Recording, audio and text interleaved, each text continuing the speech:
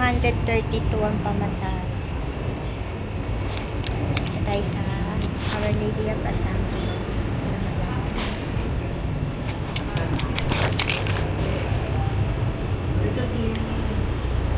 Lapit na sa DIY nyo. For all sinners, now and to live and die in the way of Jesus Christ, and gave him the strength to detach himself from the world in order to make the monastic virtues triumph in his hermitage. We implore you to bestow upon us the grace to all the intentions we have carried in our hearts. Present them before the Lord and ask that his holy will be done in our lives.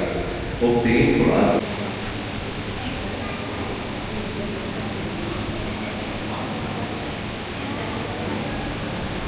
Din tayo sa St. John.